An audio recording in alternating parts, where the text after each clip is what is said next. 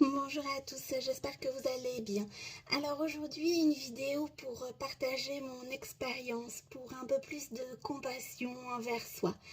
Dernièrement, j'ai écouté une vidéo d'une chamane que j'apprécie énormément, qui pour moi m'inspire beaucoup. Et elle a parlé d'une histoire qui la concerne. Lorsqu'elle avait 12 ans, elle était en internat et elle voyait toutes ses copines recevoir du courrier toutes les semaines.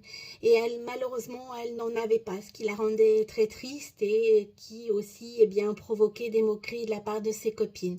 Alors, du haut de ses 12 ans, elle a eu la belle idée de s'écrire un courrier, et un courrier de bienveillance en fait, où justement elle parlait à cette petite fille triste et lui exprimait de la compassion, de la tendresse, du réconfort. Elle s'est envoyé le courrier et les jours qui ont suivi, lorsqu'elle l'a reçu, elle n'était plus celle qui n'en recevait pas. Elle était comme les autres et les autres la regardaient davantage en disant waouh, elle a eu du courrier aujourd'hui. Et bien évidemment, en lisant cette lettre de bienveillance, elle a retrouvé le sourire. Alors j'ai voulu faire pareil. Moi j'aime bien expérimenter lorsque je trouve que les idées sont vraiment très belles. Je me suis écrite aussi un courrier de bienveillance que j'ai reçu d'ailleurs hier, jour de la Saint-Valentin en plus, pour être honnête avec vous. Et effectivement, ça réveille en fait la bonne mère qui est en vous. On a beaucoup plus souvent, je vais dire, de la compassion pour les autres. On arrive plus facilement à trouver les mots lorsqu'il s'agit d'une personne que l'on apprécie. On arrive à convaincre, à penser des plaies, à aider à surmonter des périodes difficiles qu'une amie par exemple traverse, on arrive à trouver des mots réconfortants pour notre enfant. Enfin voilà, on est pleine de compassion toujours envers les autres, mais lorsqu'il s'agit de soi, c'est d'autant plus difficile de trouver les mots justes. On a plutôt tendance un peu à se saboter, entre guillemets, ou à trouver nos failles que de trouver nos qualités ou qu'est-ce qui peut plaire chez les autres.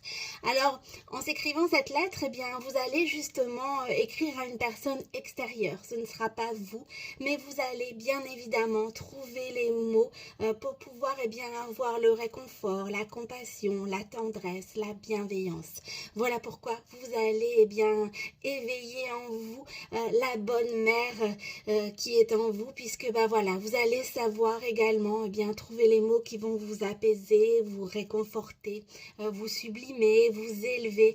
Enfin voilà, dans ce courrier, vous allez y mettre tout votre cœur pour aider une personne qui en a besoin, ou pour simplement donner le sourire à une personne qui en a besoin.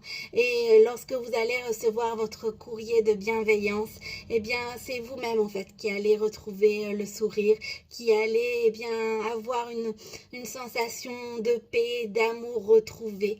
Alors on commence toujours par soi pour pouvoir le faire pour les autres, mais c'est vrai que c'est quelque chose de difficile, alors que là, c'est un regard extérieur.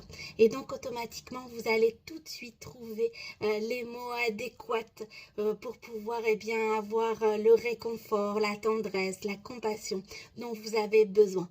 C'est un courrier que je vais garder comme ça lorsque je vais traverser une période difficile ou simplement pour retrouver le sourire, pour bien démarrer la journée.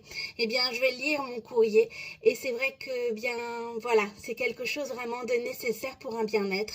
Alors j'avais envie de le partager avec vous parce que je trouve que l'idée est super géniale pour moi. C'est vraiment simple, accessible à tout le monde et ça va vraiment vous permettre de vous aider en faisant réveiller la bonne mère qui est en vous. Alors bien évidemment, vous pouvez laisser des commentaires, voir si vous également vous allez pouvoir le faire, si vous trouvez l'idée géniale ou autre.